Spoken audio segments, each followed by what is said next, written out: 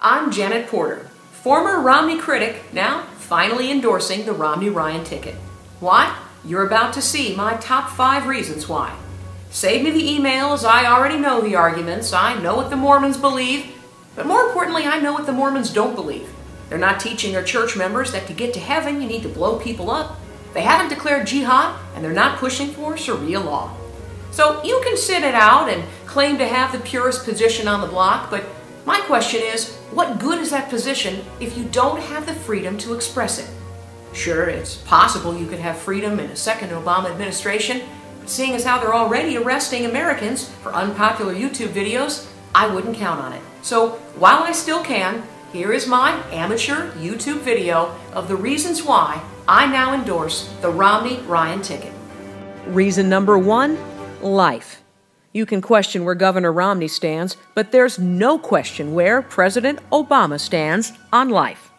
President Obama supports the brutal practice of partial birth abortion, where a baby is delivered up to the neck, and this living, kicking, half-born baby then has a pair of scissors jammed into the back of their skull, and the baby's brains are sucked out. But that's just the beginning of the extremism of Barack Obama.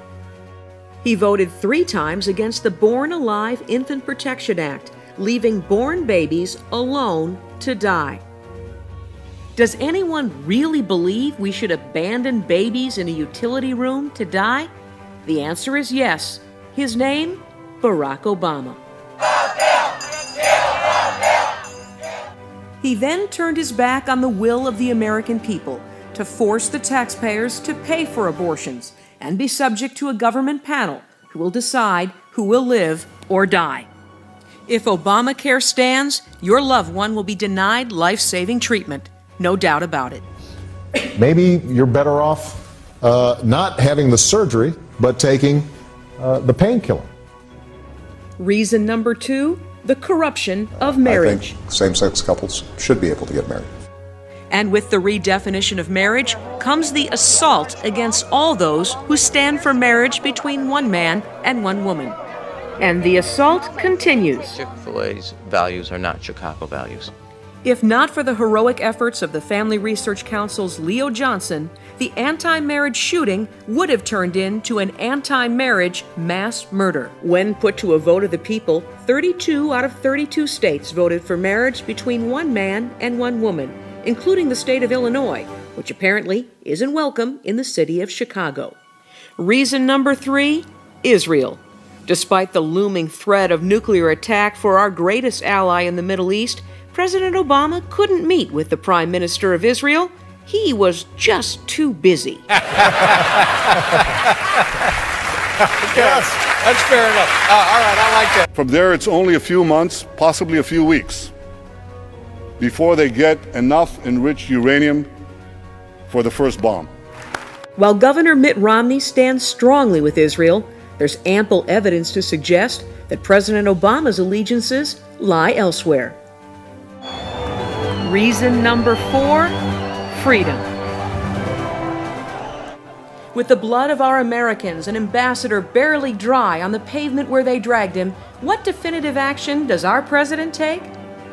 He took $100,000 of our tax money to run ads on Pakistani television, to apologize that some American had the audacity to exercise their First Amendment freedoms on a YouTube video. All efforts to denigrate the religious beliefs of others. That the United States government had absolutely nothing to do with this video. We absolutely reject its content and message. The American citizen was then arrested for alleged parole violations, seen covered because he fears for his life. This is not about an amateur video. It's about the freedom of religion and the freedom of speech. This apology campaign plays right into the hands of the United Nations, where Secretary General Ban Ki-moon has declared that speech that provokes should be illegal.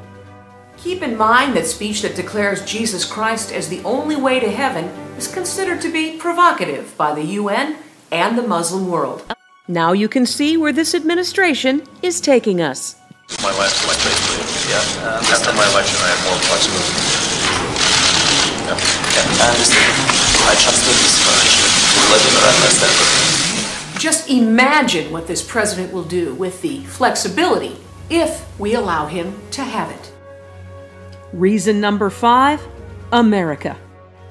46 million Americans are on food stamps, a 70% increase from 2007. According to Business Week, Obama has overseen the longest period of elevated joblessness since the Great Depression.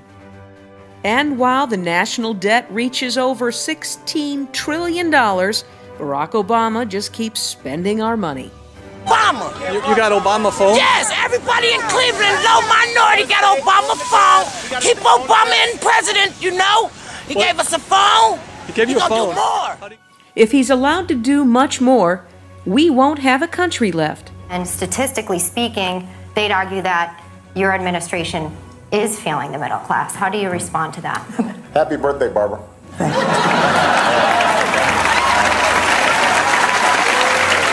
If I don't have this done in 3 years, then there's going to be a one-term proposition.